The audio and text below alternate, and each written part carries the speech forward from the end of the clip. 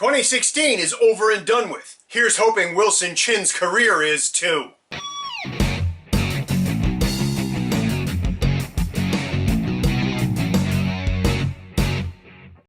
Hi, welcome to the Silver Spleen. It's time again for the year-end roundup. Here's a few movies from 2016 that I would definitely recommend avoiding.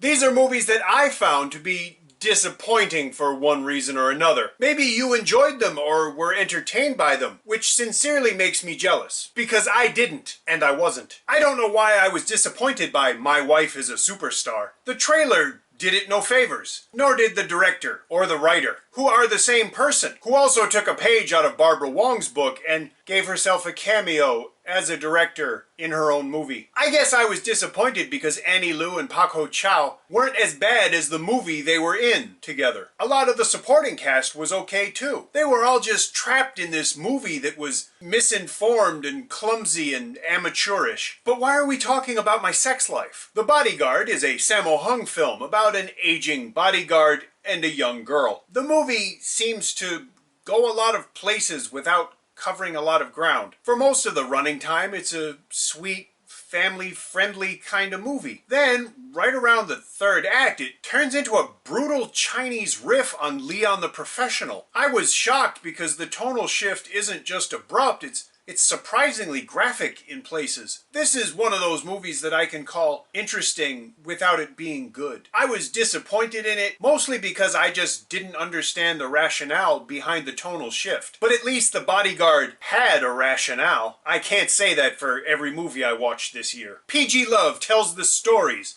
of the trials and tribulations suffered by a group of young women who work in the promotion industry. Some of them just do promotion and some of them do promostitution. Sick. It's a Patrick Kong movie, and I remember at the premiere that he said this film was going to tell these women's stories and that it would help us learn to see them as real people with real stories who deserved our attention and understanding. So I was more than a little disappointed to watch this movie basically ridicule and objectify them for 90 minutes. I was disappointed because the one story in the movie that had any real value, featuring Bob Lamb and Jacqueline Chong, was constantly interrupted by these other plot lines that were tedious, unengaging, and frankly insulting. But why are we talking about my sex life again? Probably because otherwise we'd have to talk about the other Patrick Kong movie, L for Love, L for Lies 2, aka the sequel no one wanted. Much of this movie, which stars Steffi Tang, is apparently based on her real-life breakup with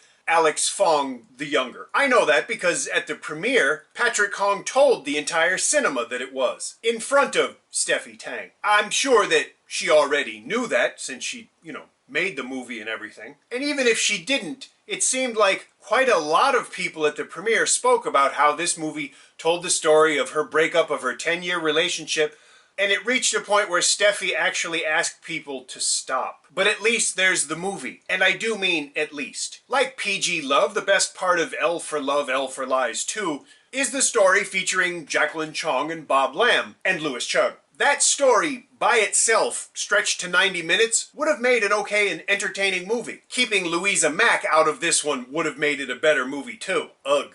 Speaking of ugh, let's talk about Wilson Chin. He should thank Johnny To, TVB, and Ringo Lam, among others. Because if the worst movies of 2016 hadn't been such an overpopulated list, he would definitely have been on it. Twice. Kidnap Ding Ding Don is one of the most painfully unfunny movies I've seen since I started watching them. Labored, dull, and obvious, like its director, I laughed with this movie exactly once. Shout out to Alicia Chan for that 10 seconds of happiness. Wilson Chin's other movie this year was definitely my biggest disappointment. Special Female Force was an attempt at rebooting the Inspector Wears Skirts franchise. Fat chance, fat boy. I'm reticent to call the movie a disaster, but not for the sake of Kim Jong-un talented. What disappointed and angered me the most about this movie is that it grossly wastes the talents and effort and risks taken by its cast. Special Female Force was never gonna be a Golden Horse contender,